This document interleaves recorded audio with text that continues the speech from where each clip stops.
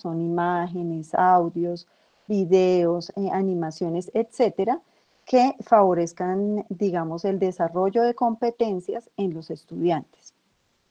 Obviamente tiene unas reglas, unas formas, hay que elaborar un guión, hay que seleccionar un avatar o un muñeco que, digamos, vaya dando curso dentro de, o vaya haciendo presentaciones a través de los distintos objetos virtuales. Y también nos ayuda a avanzar en el proceso de enseñanza-aprendizaje mediado por las TICs. Entonces, aquí encontramos la definición de lo que es un objeto virtual de aprendizaje. ¿Por qué hacer un objeto virtual de aprendizaje? Y aquí quería contarles pues alguna de mis motivaciones. En el año 2012-2013 empezaron a incorporarse al programa de terapia ocupacional estudiantes que venían por PEAMA, por este programa especial de admisión y movilidad académica que tiene la universidad. Y entonces allí empecé como a tener inquietud cómo, digamos, responder a estos estudiantes y a las necesidades de estos estudiantes, y me parecía que este podía ser un recurso útil para ellos. También en el 2013 yo asistí al Congreso Latinoamericano de Terapia Ocupacional en Venezuela, y entrando en diálogo con algunas profesoras de la Universidad Central de Venezuela, hablábamos, bueno, ¿y qué hace Colombia en el tema educativo? ¿Y qué hace Venezuela?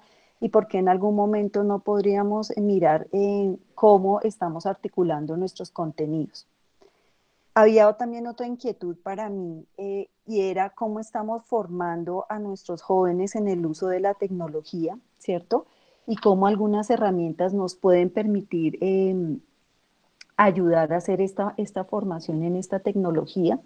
Recordemos que actualmente estamos en la cuarta revolución industrial y que estamos dando pasos hacia la quinta, que todavía, digamos, no es tan clara, pero entonces yo me preguntaba, ¿cómo estamos en la formación de tecnología para nuestros mismos estudiantes de terapia ocupacional? Y ustedes saben que ahora ya hay más avances en todos los desarrollos tecnológicos, es algo que a mí me inquieta también, y todo esto como que se fue sumando. Y a la vez, como mencionaba la profesora Nálida, la Dirección Nacional de Innovación Académica estaba invitando a participar en un proyecto denominado Construcción de una propuesta de modelo pedagógico que oriente la actividad docente a través del uso de las TIC. Entonces, como que fueron varios elementos que se unieron y dieron fuerza a pensarme cómo podía llegar en la educación de los terapeutas ocupacionales, y buscar como otras estrategias. Desde luego, saber que la tecnología motiva a los jóvenes y los enlaza con muchos de estos elementos. Entonces, voy a estarles hablando un poco de mi investigación, pero también de otras cosas de la profundización que he podido realizar. Entonces, ¿qué me tracé? Pues identificar las relaciones entre las características de los estudiantes, y con esto me refiero a características sociales, demográficas, familiares, su ambiente de aprendizaje, y aquí no quiero entender solamente el aula como el ambiente de aprendizaje, sino que hay distintos ambientes de aprendizaje. Uno que tenemos a la mano es el aula, otro que podemos tener a la mano son los laboratorios en los cuales nosotros estamos trabajando, y otros son la virtualidad. Cabe anotar que esta experiencia, cuando yo la desarrollé, articulaba, digamos, esta educación tradicional del aula con esta educación también o aprendizaje en línea. Y pues también me interesaba su ocupación. Ustedes saben que los terapeutas ocupacionales tenemos el campo de estudio, uno de nuestros objetos de estudio es la ocupación, y entonces allí pues también me interesaba saber qué pasaba con la ocupación de estos terapeutas ocupacionales en formación. Y allí también entonces aparecen estos objetos virtuales, pero yo decía, bueno, ¿y qué tipo de aprendizaje estoy trabajando en esta situación? Y indagando y consultando, encontré una idea que se llama el aprendizaje autorregulado. Entonces mi objetivo era identificar esas relaciones entre las características de los estudiantes, sus ambientes de aprendizaje, su ocupación, utilizando como mediación estos objetos virtuales de aprendizaje. Eh, bueno, me devuelvo un poco para decir que esta experiencia no la hice yo sola.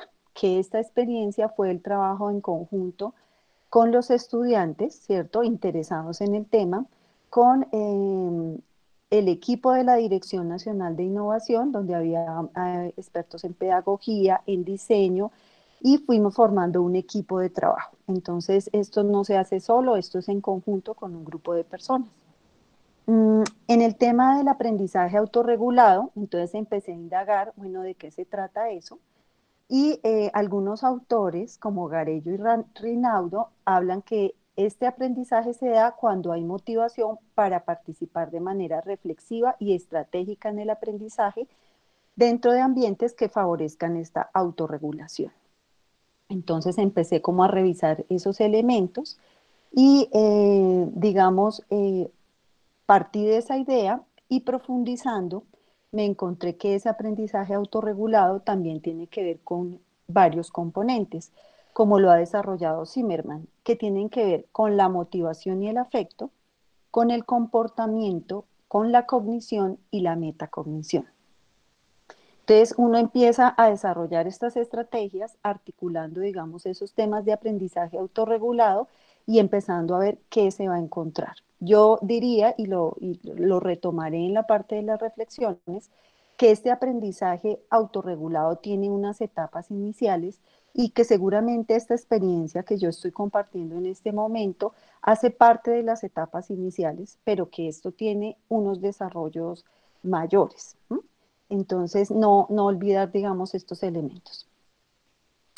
Me encontré también y me pareció muy interesante que este aprendizaje autorregulado está muy relacionado con los ambientes del e-learning y que en esta parte la autorregulación es un factor indispensable en estos ambientes porque el estudiante, ¿cierto? Esto lo dicen estos autores, Witt y Chiarelli, el estudiante tiene un rol muy activo y yo lo puse en azul porque también nos estamos dando cuenta que los profesores también tenemos un rol muy activo, porque aquí hay otra forma o una manera distinta a la que nos estamos aproximando de entender el aprendizaje y mirar cuáles son los requisitos de ese aprendizaje, como lo hemos hablado, los componentes de ese aprendizaje. Entonces, estos autores también nos dicen que los estudiantes deben estructurar ese tiempo, ese lugar, y lo más importante es esa estrategia de su propio aprendizaje. Que si nos devolvemos a los componentes de los que hemos hablado, tendríamos que decir que la metacognición es fundamental y que allí en esta orientación nosotros tendríamos que hacer una comprensión de la misma para poder empezar a trabajar esto con nuestros estudiantes. Entonces, obviamente tenemos unos componentes que ya mencionamos, la motivación, el comportamiento, la cognición y la metacognición, pero también tenemos otros elementos que tienen que ver con unas fases. Y entonces estos autores nos hablan de tres fases, de la fase de previsión, de la fase de desempeño y autoobservación y de la fase de autorreflexión. Y si ustedes se dan cuenta, está mucho la parte de la persona consigo misma. ¿Mm? Por eso el aprendizaje autorregulado nos demanda otras características. Entonces, en la previsión es esa persona, bueno, ¿qué objetivos voy a hacer, digamos, el estudiante? ¿Cómo lo planifico? ¿Sí? ¿Cómo inicio esta sesión? ¿Cómo tengo que hacer los encuentros sincrónicos y los asincrónicos? Y si ustedes recuerdan la primera presentación que tuvimos en el curso, también nos decía a los profesores, tenemos que planificar, tenemos que organizar y tenemos que preparar el ambiente. Luego viene otra fase de desempeño y autoobservación, ¿cierto? Entonces tiene que ver con los materiales, ya los materiales son un poco distintos, ya no somos en las copias, sino ya está el PDF puesto, ¿cierto? Cómo nos organizamos con ese material, cómo nos organizamos con el video, cómo incorporamos estos otros elementos que llegan a la educación, ¿cierto? Y cómo se busca ayuda también, ¿no? El estudiante necesita, oiga, usted entendió esto, cómo se hace un mapa conceptual, ¿cierto? Con CMAPS o con otras estrategias, XMind, cómo yo empiezo a buscar apoyo y ayuda en herramientas que me ofrece la tecnología, pero también en un otro que puede tener un conocimiento mayor, ¿no? el autocontrol y el mantenimiento de los registros. Entonces yo estudiante debo hacer un seguimiento de mis procesos, ¿cierto? Debo disponer de unos tiempos, debo organizarme de una manera, pero también la fase de autorreflexión, que tiene que ver con ese juicio, con ese yo revisarme cómo estoy haciendo las cosas, cómo estoy aprendiendo. Y aquí también viene otra vez la idea de la metacognición y de la cognición. ¿Sí? Reacciones de los estudiantes, entonces ya no solamente si solo es si académicamente, digamos, tengo un resultado adecuado, sino también yo cómo me puedo desempeñar en las redes sociales y en las redes de comunicación que tiene esta nueva forma de aprender y socialmente y académicamente. Entonces vienen a entrar en juego muchos elementos. Obviamente, ya lo hemos dicho, reconocemos las dificultades no solamente en nuestra universidad, sino a nivel de los sistemas educativos, de la dificultad en entrar a estos aprendizaje virtual, pues teniendo dificultades de conectividad, de internet, de equipos, etcétera, etcétera. Eso no lo hemos dejado a un lado, hay que reconocerlos, pero es importante ver estas etapas o estas fases. Entonces, les cuento nuevamente, cuando yo revisé los antecedentes en terapia ocupacional, ¿cierto? Ay, disculpen, los antecedentes en terapia ocupacional, entonces yo tenía que ver, bueno, ¿y qué ha pasado? ¿Cómo ha sido el aprendizaje en terapia ocupacional? Y encontré investigaciones donde se dice que se ha trabajado en el aprendizaje en línea y que se ha favorecido la eficiencia, la efectividad y la satisfacción con el aprendizaje. O sea, los estudiantes han logrado cumplir sus objetivos en unos tiempos determinados utilizando el aprendizaje en línea, pero encontraron que no hay muy buenas destrezas en el uso del computador, ¿cierto? Y en el uso de la tecnología. Y para mí eso era como un llamado de atención porque como lo hemos hablado, estamos en la cuarta revolución industrial donde la tecnología está jugando un papel muy importante, no solamente en la educación, sino también en los procesos de rehabilitación, de prevención, de promoción de la salud en todas las esferas. Eh, y ahí, por ejemplo, diré, yo estuve hace poco en un congreso latinoamericano en Argentina y allí en Argentina ya se están haciendo muchos desarrollos de terapeutas ocupacionales usando la tecnología como medio para la rehabilitación. Creo que se han dado algunas experiencias en el hospital, pero ya se está abordando mucho este tema. Entonces me parecía importante empezar a formar a los estudiantes en el uso de las tecnologías y atrevernos un poco a ello. Otros autores hablan de que los estudiantes también eh, buscan la combinación del aprendizaje en línea y el aprendizaje tradicional. O sea, es una necesidad porque obviamente estamos en un mundo donde la tecnología se utiliza y ellos acceden a distintos programas, videos que les permiten articular su educación. Por otro lado, otros investigadores exploraron el diseño de un tutorial basado en la web y encontraron que los estudiantes les parecía importante y que influenciaba su aprendizaje significativo porque ellos podían autodirigir su experiencia, o sea, podían volver a retomar esas herramientas tecnológicas para volver a hacer un repaso, para repetir una práctica, para que se les retroalimentara porque lo vamos a ver más adelante, digamos, de manera inicial, como lo hicimos con estos estudiantes, cómo las actividades les retroalimentan, digamos, ese ejercicio de conocimiento. Otros antecedentes que encontré de otros autores ya en el 2013, donde se revisaron experiencias de estudiantes con el uso de módulos en línea y ellos encontraron que eran temas de interés, que los podían aplicar a su práctica clínica y que se motivaban en el uso del tiempo y en el uso de la tecnología. Podían volver a tomar estas herramientas, podían volver a repasar y eran útiles para ellos.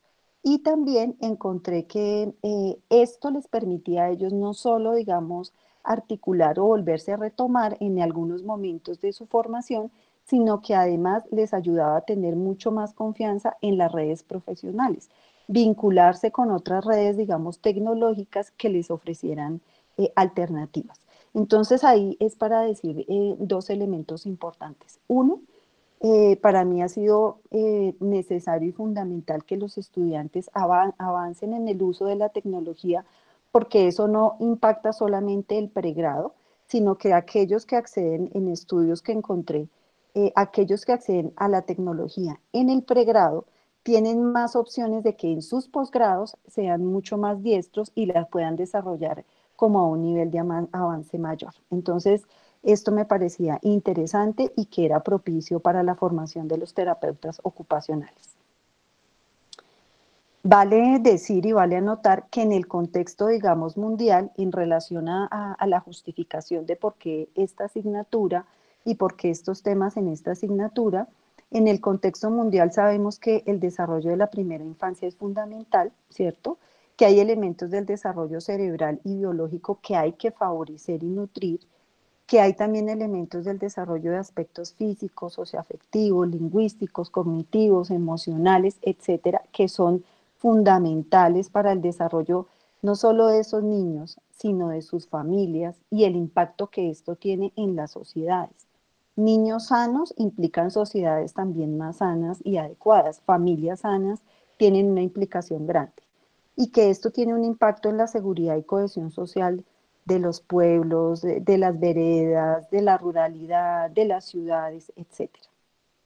Pero encontré un dato importante para nosotros, para las personas que trabajamos, digamos, en el desarrollo ya de los niños, que tiene que ver no solamente con que el niño esté sano, ¿cierto? O que el niño sobreviva, sino que tiene que ver con la calidad de vida de estos niños, con la supervivencia. Entonces, ¿a qué me refiero con esto? Para mí es muy importante que los estudiantes comprendan esto para que entiendan el impacto que la formación puede tener, eh, porque yo creo que es como una pirámide, ¿no? Si impactamos en la formación de cada uno de estos profesionales, lo que cada uno de estos profesionales va a hacer de ahí hacia afuera va a ser grandioso en el trabajo, en este caso con los niños y sus familias.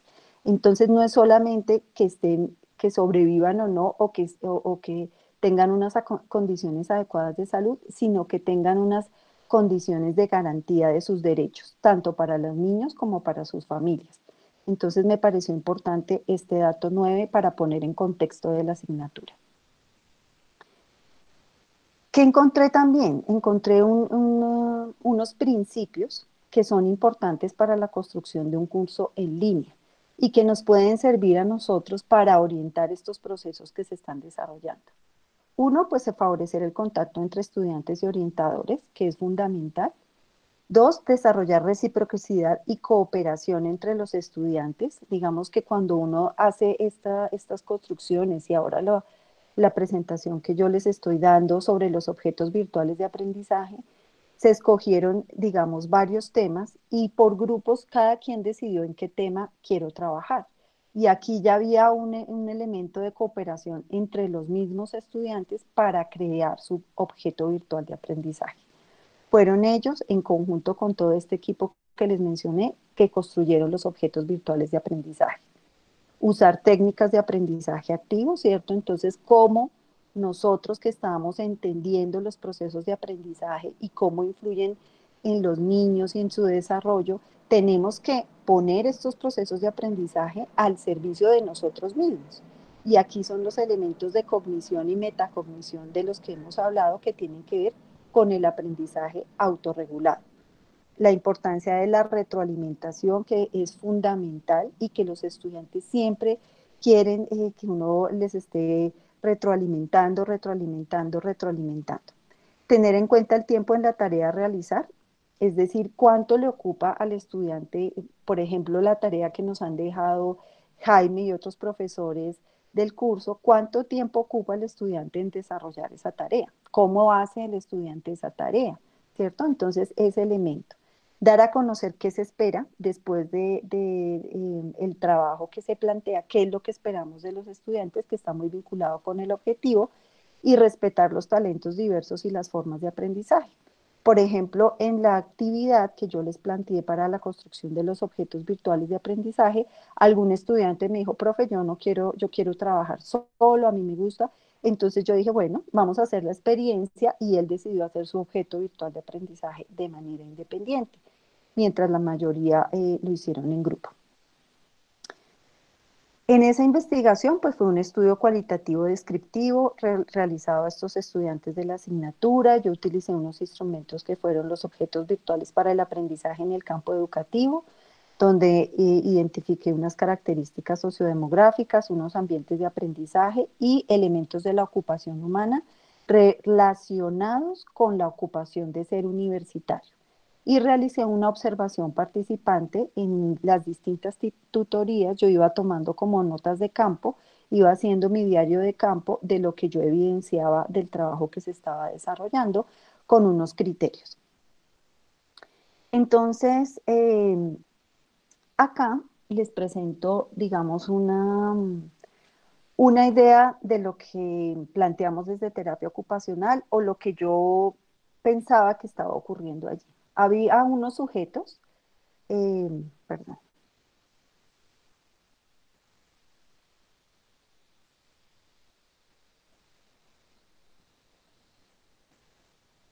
había unos sujetos, ¿cierto? Digamos, en una experiencia maleable, líquida, que venían de unas procedencias con unas características que tenían acceso al computador y que estaban, digamos, con la exclusividad para estudiar, ¿cierto? Pues como sabemos, no es lo mismo ser de Bogotá y estar acá que ser de una región distinta, tener acceso no al computador y si yo trabajo y estudio, pues eso impide que yo pueda desarrollar eh, seguramente mi ocupación de universitario de la misma manera que otro que tiene la posibilidad de hacerlo. En un ambiente de aprendizaje, ¿cierto? Entonces, en esos ambientes de aprendizaje que yo trato acá de presentarlo en este hexágono, ¿cierto? Que son ambientes que están relacionados con muchas cosas, con las características propias de la persona, con la familia, con mis creencias, con mis valores, hacia dónde voy, por qué estoy acá estudiando, etcétera. Y también tiene que ver con la ocupación de ser universitario. Y esto en este momento mediado por esos objetos virtuales de aprendizaje. Entonces, ¿qué dijeron ellos? Bueno, podemos estudiar, somos de acá, tenemos acceso. Mm, Obviamente en estos objetos también de aprendizaje yo valoré o les pedí a ellos que valoraran si se cumplían esos objetivos explícitos en relación con los objetos virtuales y ellos dijeron que se hizo de manera moderada, ¿cierto? Entonces ya eso le llama a uno la atención y dice, bueno, algo ocurrió, tendré que revisarlo, la próxima vez será una experiencia distinta, todo como el proceso que uno va haciendo en la construcción de sus distintos momentos de asignatura. Y finalmente ellos dijeron que los OVAs les permitieron profundizar sobre el tema asignado y poner en práctica conocimientos sobre el uso de la tecnología de la información y la comunicación. Entonces esta fue como la experiencia allí. Entonces, ¿qué se favorecía a través de los OVAs? La motivación, el aprendizaje autorregulado y la apropiación de conceptos y conocimientos relacionados con la asignatura. ¿Sí? Y entonces yo propuse al final que esta fuera una estrategia de aprendizaje en terapia ocupacional. Nuevamente, pues les recuerdo, esto fue una experiencia que hicimos en el 2013. ¿Qué otros elementos se encontraron? Entonces, motivación académica. Aquí hay algunos autores que nos hablan ya de elementos de motivación académica como Monedeo, que habla de no solo la motivación que yo tengo para hacer algo, sino que se vincula a mi desarrollo educativo. Inicio, interés, compromiso y esfuerzo. Para mí fue muy enriquecedor ver cómo los estudiantes se involucraban en estos temas, que había momentos que ellos ya como que independientemente tenían sus propios desarrollos.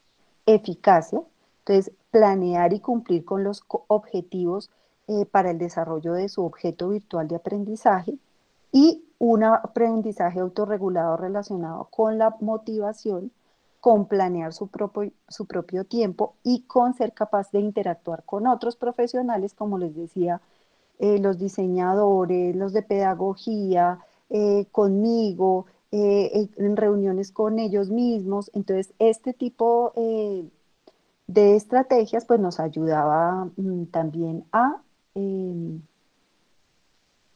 voy a ocultarlo, nos ayudaba, ay, disculpen un momentico,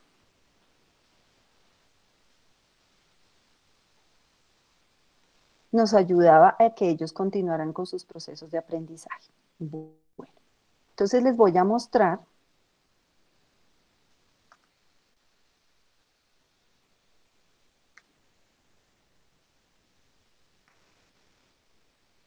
mostrar la experiencia que se desarrolló con ellos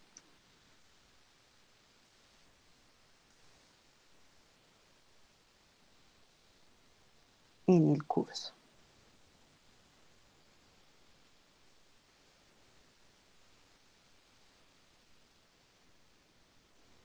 Bueno, entonces, esto fue lo que ellos desarrollaron. Está el avatar, como ustedes lo pueden ver. Obviamente el desarrollo de objetos virtuales de aprendizaje tiene unos guiones y esos guiones son la guía que vamos teniendo para desarrollar cada uno de los elementos. Entonces, su avatar, la bienvenida que ellos hacen, eh, la descripción del curso, el propósito del curso, el profesor a cargo, y ya viene, todo esto lo fuimos construyendo en conjunto. Cada uno de los módulos. Entonces, por ejemplo, el módulo, ¿qué es la terapia ocupacional? Módulo 2, terapia ocupacional en educación. Módulo 3, terapia ocupacional y normatividad en educación. Módulo 4, teorías del aprendizaje y su aplicación en terapia ocupacional. Módulo 5, fundamentos del neurodesarrollo en terapia ocupacional. Y el módulo 6, integración sensorial en la infancia. Había otro módulo que era muy interesante que tenía que ver con la interdisciplinariedad. Desafortunadamente el equipo no logró eh, finalizarlo, pero también era un módulo muy interesante. Entonces, ¿qué es la terapia ocupacional? Entonces vamos a ver los desarrollos que ellos hicieron. Ellos presentaban entonces, ellos fueron los que hicieron este ambiente. Este ambiente es el laboratorio de la ocupación humana. No sé si de pronto algunos lo conocen. Es un laboratorio que tiene 3 áreas. Un área que es la que les están presentando acá a ellos, que es el área de desarrollo, aprendizaje, juego y lúdica, donde tenemos equipos de piso, equipo suspendido, distintos elementos para trabajar con los niños. Y ellos hacen entonces el escenario, ellos crean el escenario, ellos diseñaron el avatar ellos le dan su nombre, en ese momento lo hicieron en honor a una profesora eh, que participaba en ese instante en el programa y ellos lo diseñaron pensando en ella. Entonces está la bienvenida, está el propósito del objeto virtual de aprendizaje y los contenidos. Entonces, acá ellos fueron desarrollando, obviamente con el trabajo que se hizo en conjunto, cada uno de los módulos. Entonces, ¿qué es la terapia ocupacional? Los objetivos, los subtemas, los lugares de ejercicio, los fundamentos teóricos. ¿Sí? Y había unos elementos que donde le vamos dando crédito a cada uno de los grupos de estudiantes, un glosario, un material documental, todo lo que ellos venían trabajando. Y acá, a mano derecha, entonces encontramos, digamos, un menú con las ideas que ellos fueron desarrollando. Entonces, ¿qué es terapia ocupacional? Ellos mismos iban buscando, organizando la información, los inicios y el desarrollo de la terapia ocupacional, los lugares de ejercicio profesional,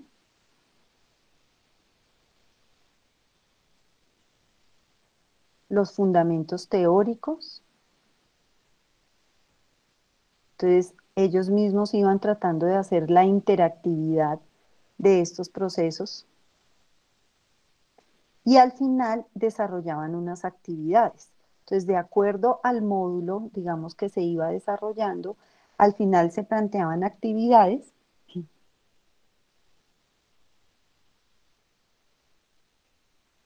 planteadas, digamos, construidas por ellos mismos.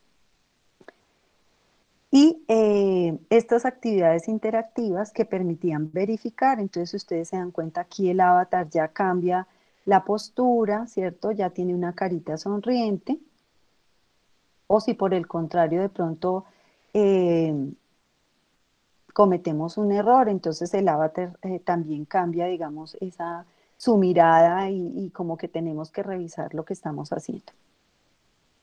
Esa es una forma, entonces está la bienvenida, el propósito, los contenidos, pero otra forma de ir avanzando es aquí arriba a través de estas flechas que podemos ir avanzando en el desarrollo del OVA, ¿sí?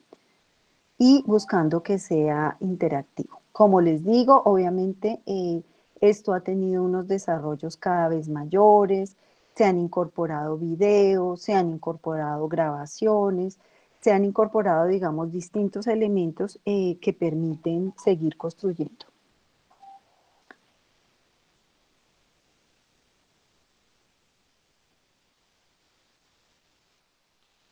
Aquí, por ejemplo, otro módulo con los mismos elementos, entonces está la bienvenida, está el propósito, digamos, de la actividad. Este tiene que ver con un marco de referencia de la terapia ocupacional que se denomina integración sensorial. Y entonces exactamente los objetivos, los subtemas, van haciendo todos los desarrollos los mismos estudiantes. Porque lo que les digo, esto es una construcción colectiva, entonces ellos iban creando los distintos temas, iban construyendo, iban mirando qué era adecuado poner, cómo lo podían manejar.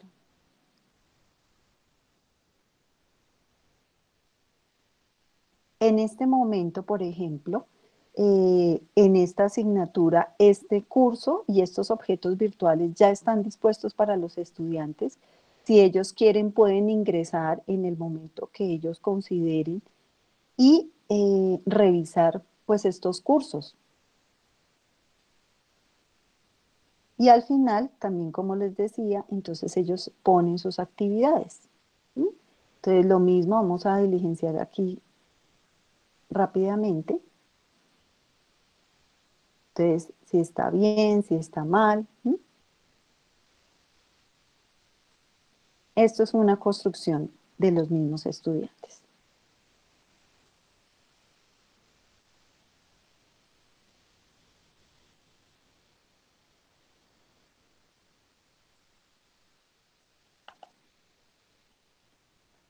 Aquí pues había hecho una opción por si no podíamos entrar a verlo, a ver los objetos virtuales, donde básicamente es lo mismo, ¿no? La bienvenida que se da, la descripción del curso, eh, aquí nuevamente con su avatar, que era la profesora Olga Luz, que en ese momento estaba pasando pues por una situación de salud difícil y ellos quisieron como hacerle este pequeño homenaje y acompañarla en ese momento. Entonces, hasta aquí para contarles, digamos, esos elementos eh, de nuestros objetos virtuales de aprendizaje.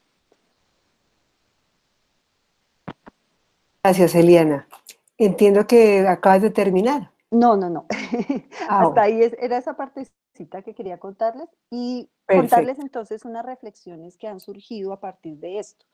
Obviamente uno hace desarrolla estas ideas, pero uno pues continúa haciendo como una meta-investigación de lo investigado y empecé luego a encontrar algunos elementos que me parecieron interesantes y que tienen que ver con las redefiniciones de las relaciones de autoridad y poder.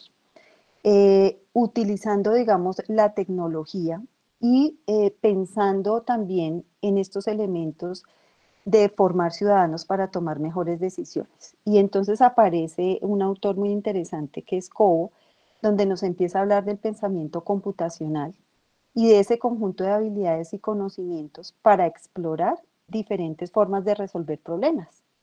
Entonces, digamos que la virtualización no solamente y los objetos virtuales de aprendizaje claro que empezamos diciendo que era una estrategia didáctica, pero que nos puede ayudar mucho para desarrollar esos procesos de pensamiento, de cognición y de metacognición, porque como nos damos cuenta también hay unos elementos de abstracción, de descomposición de pensamiento lógico. Entonces, ¿qué imagen es más adecuada allí? Pero antes de ello, ¿qué texto es el más adecuado? Y ahí es cuando yo pongo acá como esta balanza, y esta balanza nos dice que ya, digamos, estas relaciones entre quienes enseñan y quienes aprenden son distintas, porque todos tenemos el uso a la tecnología. ¿Sí? Pero entonces tenemos que hacer diferenciaciones entre quienes generan contenidos y a qué contenidos es a los que nuestros estudiantes se dirigen, ¿sí? ¿Quién lee en ese tipo de contenidos y cómo hacer para que estos procesos de pensamiento también sean elaborados en el sentido de ir a bases de datos adecuadas para responder a estas necesidades, ¿cierto? Y hay unas tensiones también entre las compañías tecnológicas y estos organismos que regulan todo este tema de la virtualidad, ¿no? Y hemos escuchado qué tensiones de pronto hay en algunos programas, que si son seguros, no son seguros, quién está manejando estos datos y cómo lo están manejando. Entonces empiezan a haber acá unas tensiones que son un poco las reflexiones que luego yo empiezo a elaborar a partir de esta experiencia, ¿cierto? Y cómo los estudiantes toman estas decisiones y qué suben a la red, qué no se sube o a dónde consulto yo o dónde no consulto. Y aparecen otros conceptos que me parecen interesantes, que es el alfabetismo digital crítico, ¿cierto? Y tiene que ver con ese análisis crítico de esas fuentes, qué contenidos son los adecuados y cuáles no, y qué información yo retomo o no retomo. Y miren que aquí la dimensión cognitiva también cobra un valor interesante e importante, porque estamos formando profesionales para un futuro, ¿cierto? Que miren cómo en este momento nos ha cambiado la proyección que podríamos tener y empiezan a aparecer como todos estos temas que lo invitan a uno también a reflexionar y espero que a todos también a reflexionar. Y aparecen otras ideas como el alfabetismo de datos. Entonces, capacidad de comprender y utilizar datos, particularmente en el contexto de Internet. Y no solamente habilidades cognitivas como las de recopilar, seleccionar y depurar, sino también habilidades sociales como conocer el uso y las implicaciones, ¿no? Y lo que llamamos las noticias falsas, ¿cierto? Y saber si movemos una noticia falsa en redes, qué pasa, qué impacto tiene la comunicación, la información. Entonces nos invitan a tener una perspectiva crítica de lo que estamos, digamos, moviendo en estas redes sociales y cómo lo estamos haciendo. Y empiezan a aparecer unas asimetrías. Entonces, ¿cuáles son las concepciones de juventud que tenemos? Porque, y en este curso creo que ha sido una experiencia muy interesante y lo hemos hablado de pronto en el grupo de apoyo pedagógico, que lo interesante es cómo los profesores se están moviendo con estos temas, cómo están interesados. Entonces, cuando antes de pronto teníamos una idea que solo los jóvenes podían estar en el uso de la tecnología, que claro, nos están ayudando y nos están promoviendo el uso, pero que todos estamos en este aprendizaje de la tecnología y que está siendo permanente en este momento y que todos los días como que aprendemos un concepto, un tip nuevo que nos está ayudando. Otro elemento que habíamos mencionado en algún momento era la igualdad de género en cuanto a la garantía de oportunidades, en el sentido que yo les decía, inicialmente mi carrera muy femenina y la tecnología en varios textos, las mujeres tendemos a no hacer uso de la tecnología y cómo estas herramientas como los objetos virtuales y otras que ya se están implementando nos está abriendo posibilidades también al género femenino.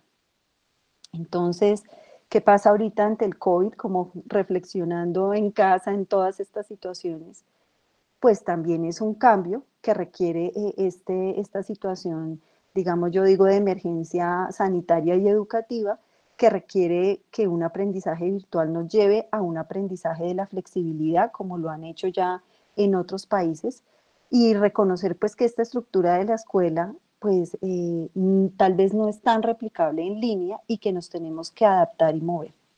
Entonces, en esa adaptación y en ese movimiento se nos plantean que hay unas habilidades que tenemos que desarrollar vinculadas con la toma de decisiones que debe ser informada, con la resolución creativa de los problemas, con los temas de adaptabilidad y la resiliencia que en este momento tenemos que desarrollar ante nuestros sistemas educativos.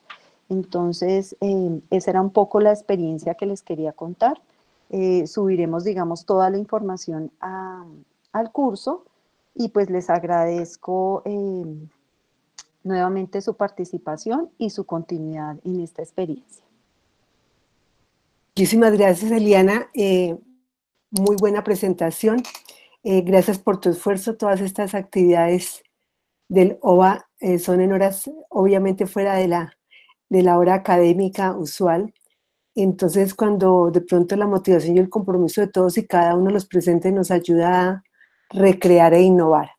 Yo he venido recopilando algunas preguntas y algunas inquietudes respecto a lo de la inscripción que las dejaré para el final. La primera pregunta que encontré para que todos la pensemos y lógicamente Eliana nos la responde. Luz Karina Espitia nos dijo tempranamente, desde su experiencia, cuáles o qué tipo de materiales virtuales pueden favorecer el aprendizaje de los estudiantes en disciplinas del área de la salud. Eliana, ¿te la repito? Desde Sí, su experiencia. digamos que el tema de la salud es un tema complejo en el sentido que obviamente nosotros, digamos, nosotros llamamos relación terapéutica o la relación con nuestros usuarios pacientes es fundamental. Pero sí hay experiencias que son muy útiles. Por ejemplo, el uso de videos. Por un lado, el uso de videos tanto, digamos, que recibe el otro, eh, en una medida sí, de receptivo, en una medida de estrategia receptiva que nos ayuda a mirar cómo se podría hacer un tipo de evaluación, ¿cierto? Y esto ha sido utilizado desde hace mucho tiempo. Cuando hablamos de estos temas, como que volvemos a retomar la historia y recordamos cómo era la radio, ¿no? Cómo la radio fue un medio de educación y de formación, cómo la televisión también luego se volvió en una herramienta y ahora tenemos la posibilidad de acceder a videos por YouTube o por distintas estrategias. Entonces, uno es la recepción que yo puedo hacer del video, pero otro es esa interacción que yo ya puedo crear mi video, ¿cierto? Y a través de un video demostrar, si yo aprendo una práctica de una evaluación, ¿cierto? Cómo a través después, por ejemplo, observaciones clínicas que lo utilizamos en terapia ocupacional a través de imágenes, cómo yo puedo, por un lado, verlo, pero por otro, yo mismo hacer el video para que un otro me vea y valore. Obviamente entendiendo que estamos en una situación de emergencia. Entonces los videos son muy útiles para los estudiantes, esa es una estrategia. El audio también es una estrategia fundamental. Por ejemplo, cuando estamos trabajando estos temas de mindfulness, es otra estrategia a través del audio. En el sonido nos permite, digamos, encontrar otras posibilidades. Hay otros recursos más de tipo interactivo que ya tienen que ver con el conocimiento, que nos pueden ayudar y fortalecer a esas estrategias y otros que tienen que ver con la parte de las emociones, que también nos pueden ayudar a favorecer este tipo de aprendizaje, porque como recordamos en los componentes que Zimmerman nos plantea, tiene que ver con la motivación, el comportamiento, la cognición y la metacognición. Entonces, y yo creo que habrá otras muchas que tendremos que desarrollar y aprender a utilizar. No sé Muy si bien. quedó claro. Entonces pasamos a una pregunta que hace eh, más adelante William Giovanni Quevedo, que dice, ¿con cuál software hacen los OVA? Estos Y OVA, dime. perdóname que te aclare porque Freddy Jordán nos dice enseguida, generalmente lo hacen con Flash, pero depende de cada equipo de trabajo. En la División Nacional de Investigación Académica lo hacen así. Y luego ya hay otros comentarios, pero te dejamos responder. Sí, ¿Cómo digamos hacen OVA? que la experiencia, más que, digamos, subir estas estrategias, era más encaminada a seleccionar los contenidos, a seleccionar quiénes eran los que nos iban a ver estos contenidos, es decir, inicialmente los objetos virtuales de aprendizaje están pensados para nuestros mismos estudiantes. Esa era la etapa 1 de esa investigación. La etapa 2 iba a ser organizada y diseñada para nuestros usuarios participantes de los servicios, es decir, para niños y familias que lo requirieran. Y entonces, más que, digamos, conocer exactamente el software, porque lo que les digo, había un equipo de pedagógico que nos apoyaba, un equipo de diseñadores, que, digamos, ellos llevaban más a la parte técnica. Nosotros construíamos sobre todo en el diseño de los contenidos y cómo esos contenidos los podrían visualizar en esta etapa inicial otros estudiantes, más que en ese momento, digamos, trabajar un software específico. Esa era como la propuesta en ese momento. Claro, distinta a la que nosotros en este momento estamos. Por eso era la importancia de compartirles la experiencia y ponerlos en contexto de cómo lo desarrollamos en su momento.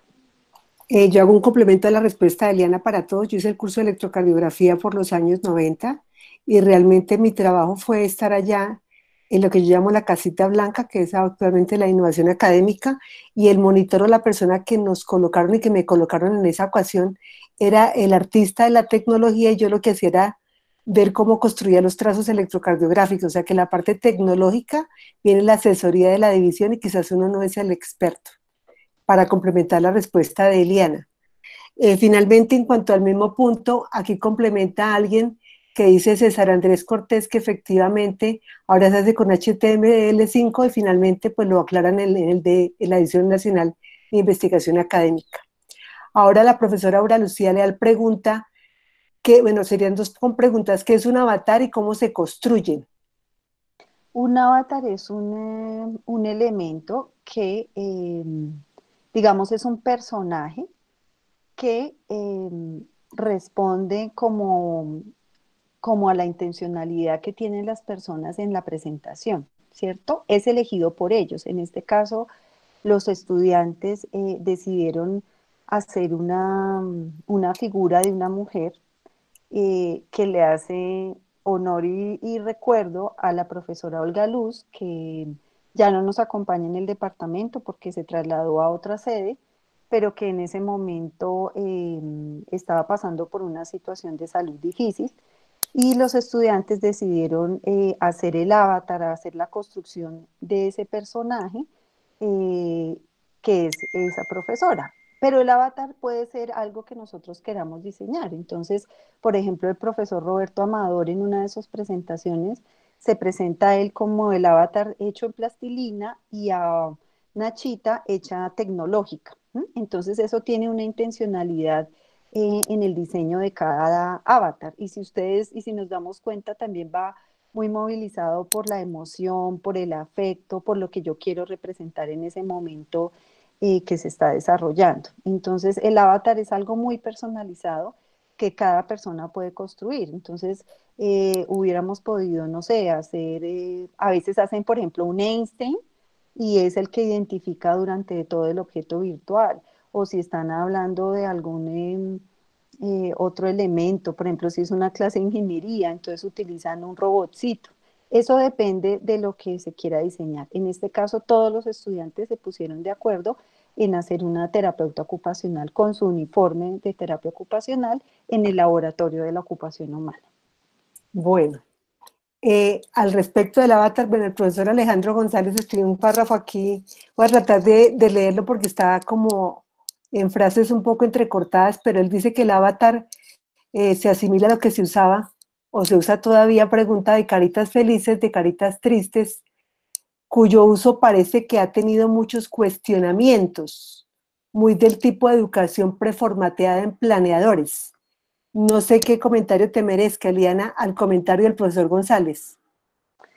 Pues yo creo que es una propuesta, como yo les decía, cuando trabajamos esto con la Dirección Nacional de Innovación Académica, ellos tienen una propuesta pedagógica, ¿cierto? Y tienen como unos elementos a desarrollar que obviamente responden a unos criterios claros educativos que ellos tienen. Entonces, este guión lo íbamos desarrollando en conjunto, íbamos como articulándonos, pero es un elemento que da como un camino, una ruta. Yo pensaría que nos ayuda a ser amigables en el desarrollo, digamos, de la experiencia. Obviamente, como todo tiene, pues tendrá sus tensiones y sus críticas, pero digamos que en el momento fue adecuado para apoyar el proceso de estos objetos virtuales de aprendizaje, que tengo que decirles que nunca se había hecho, o que yo sepa, nunca se había hecho en mi revisión de literatura, no hay experiencias de estas a nivel de Colombia y fue muy interesante por ello también dar cuenta de la misma. Para mí era fundamental que esto no se quedara como una experiencia de aula, sino que escribir sobre ello y reflexionar sobre ello. Me parecía que era un compromiso que se debía hacer.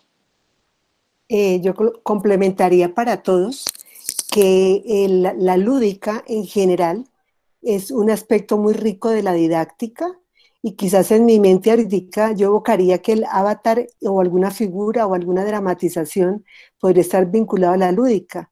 Yo creo que todos somos niños desde que nacemos hasta el final de nuestra existencia y esa parte lúdica y de juego es muy interesante utilizarla con jóvenes o con menos jóvenes o con adultos, incluso mayores como los que ya estamos hablando acá, algunos de nosotros, para motivar.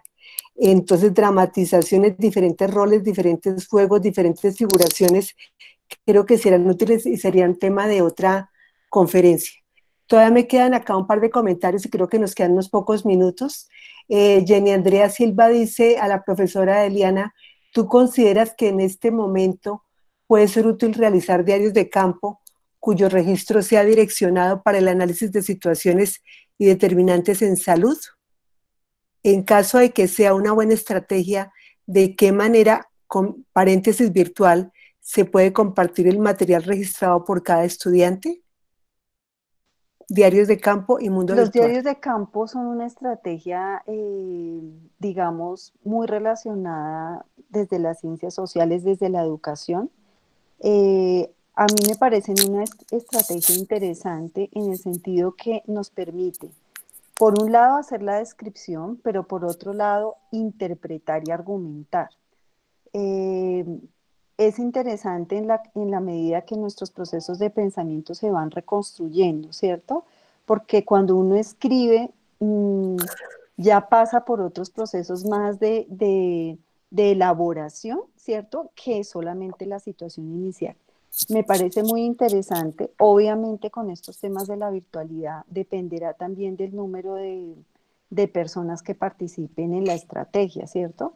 Porque también tenemos que medir, yo creo que acá hay lo hemos planteado, y son redes de apoyo y redes colaborativas, ¿cierto? Y así como el estudiante necesita tener un ambiente adecuado, los profesores también requieren unos ambientes adecuados. Entonces, lo que hemos hablado siempre son de los tiempos y hay que medirse también en los tiempos, porque si no, esto se vuelve inmenso. En algún congreso de calidad que desarrolló el ICFES, ellos hablaban de un número promedio de personas en un aula que más o menos era de 30 a 35 y ese era el ideal de la calidad. En algunas investigaciones se ha determinado ese tipo de cosas. Habría que mirar muchos factores, habría que mirar para qué lo queremos, cuál es el propósito, en qué circunstancia, con cuántos estudiantes, cómo se hace el proceso de revisión. Hay que tomar, digamos, decisiones en torno al mismo, porque también, y por ejemplo en la observación participativa que yo hice, seleccioné algunos ítems que quería ver, no todos, porque es mucha información cualitativa, ¿cierto? Uno tendría que priorizar qué elementos serían importantes revisar, con cuáles me quedaría y hacia dónde apuntaría. Si ustedes se dan cuenta, Gracias. el aprendizaje autorregulado tiene muchos elementos y acá solo alcancé a abordar algunos. En mis reflexiones habrá otros que tendré que abordar en otro momento con otra mirada. Tengo una pregunta más. Quiero hacer unos comentarios de cierre y darle la palabra al profesor Amador que le está pidiendo. Ujú. Entonces, la profesora Yanira Astrid Rodríguez pregunta, pero dada la situación de hoy en día, ¿con quién nos apoyarían para la parte tecnológica, que es el elemento diferenciador, pero el más difícil para nosotros los académicos? Sí, muy interesante y fue el reto también en el que yo me encontré cuando me lancé a esta experiencia, como les digo ya hace unos años, de trabajar objetos virtuales de aprendizaje. Yo tenía muchas motivaciones, muchos intereses, pero me di cuenta que esto era una cosa grandísima. Entonces yo dije, bueno, yo no estoy sola en este trabajo de la asignatura. Yo tengo un equipo de estudiantes y a los cuales invité en ese momento. Esa siempre ha sido mi propuesta con los estudiantes. Yo les hago una invitación y entro en experiencias de aprendizaje. Entonces les dije, miren, está este reto, les interesa, quieren hacerlo, cada grupo escoge su tema, lo vamos a hacer en conjunto, ¿qué les parece? Y ellos me dijeron, sí, profe, nos lanzamos a este reto y lo vamos a hacer. Y si ustedes se dan cuenta, fueron 6 objetos virtuales de aprendizaje. Claro, todo por mejorar. Yo creo que esta fue una etapa inicial. Ahora espero alguna vez en una etapa posterior en la que podamos seguir construyendo conjunto con ellos, pero mi equipo de trabajo fueron los estudiantes que en ese momento estaban allí conmigo. Y fuimos en conjunto, los pudimos desarrollar. Ahora hay estrategias distintas, diversas. Ya sabemos que hasta por PowerPoint podemos hacer cosas, crear videos, hay distintas aplicaciones. Yo creo que ya el uso de la tecnología, y estamos hablando de la cuarta e inclusive la quinta revolución industrial, nos está dando otras posibilidades. Hablando de estos temas, cuando yo quería meter algo de una imagen virtual, me aparecían estas imágenes ahora de 3D, que yo decía, mira, ahora podemos hacer en cajitas de cartulina con los mismos celulares, ya se pueden hacer cosas de virtualidad, de realidad virtual. Inclusive he visto también experiencias de hologramas. Entonces yo creo que hay un mundo grandísimo por descubrir. También les digo que tendremos que empezar con pasos pequeños e ir creciendo gradualmente porque pues estamos construyendo todos. Yo creo que esa es la idea. Gracias, Eliana. Voy a leer acá una frase que deja Roberto Amador y paso a, porque hay preguntas de varios participantes que no se inscribieron al curso y por eso no han podido ingresar. Entonces voy a leer lo que el profesor Roberto dice. El ser humano, me escuchan todos bien, ¿cierto? El ser humano inicia la construcción del mundo a partir de la sonrisa y ojos de la mamá. Es apego que se vinculan y aparece la sonrisa después de que se representa una imagen de motivación. Hoy en día, un avatar le da un ambiente amigable de ponerse en los zapatos del curso. A través del avatar es empatía, por eso es importante. Otro profesor decía que el avatar es ponerle en la cara del avatar otra cara al profesor. Entonces puede ser otro aspecto de motivación. Creo que el tiempo se nos está ya agotando. Yo quería comentar para dejar claridad porque tengo por lo menos 5 personas que finalmente dicen que no les ha llegado la invitación y revisando las bases de datos de las listas que tenemos escritos es que realmente no están inscritas. Si ustedes recuerdan, había un tope de 250 personas, seguramente algunos de los que se inscribieron originalmente no han entrado a las sesiones y por eso personas que no están inscritas empiezan a pedir admisión para poder entrar a la sesión. De tal manera que conversaré con el grupo organizador, la profesora María Fernanda, el profesor José Fernando Galván, la profesora Luisa, para ver la posibilidad si existe de poderlos incluir y poder hacer que llegue la vinculación y los vínculos de la sesión. Cada sesión está cambiando para que todos sepan que cambia las sesiones, no se entren por el aula anterior. Aquí para finalizar muy rápidamente, hay una persona que pregunta algo del Moodle. Exactamente, alguien dice, César Andrés Cortés, tengo una pregunta que no es sobre la sesión de hoy. ¿A qué correo debo escribir para obtener un rol de docente en las videoconferencias de Google Meet? No sé si sea una pregunta para Eliana o de pronto el profesor Amador o si no Jaime nos ayuda, pero finalmente si quieren yo dejo aquí planteada la pregunta de César y la respondemos o alguien quiere Sí, colaborar. profe. Jaime. Bueno, profe, tiene que escribir directamente a la Dirección Nacional de Innovación. Allí van a poder hacer el enlace debido a que es el correo quien queda marcado como docente y ellos automáticamente se comunican con registro, con la mesa de ayuda o a la extensión 81.000 y ahí automáticamente cambian el rol. Eso le va a permitir a usted hacer pues las grabaciones y entrar en Moodle como docente. ¿Listo? Bueno, Entonces, nuevamente les digo a todos muchísimas gracias por estar acá. Tenemos ya las 4 pasadas. Indagaré nuevamente con las personas que no ingresaron originalmente al curso y a las cuales no les está llegando el vínculo día a día. Los esperamos entonces nuevamente el próximo lunes. Les sugiero que por favor entren, ojalá faltando 10 o 5 minutos, para poder estar todos puntuales a las 4 en punto. Les deseo un excelente fin de semana y muchas gracias por su audiencia y su gran motivación. Feliz tarde. Les pedimos ya poder colgar la sesión para salir del aula. Muchas gracias.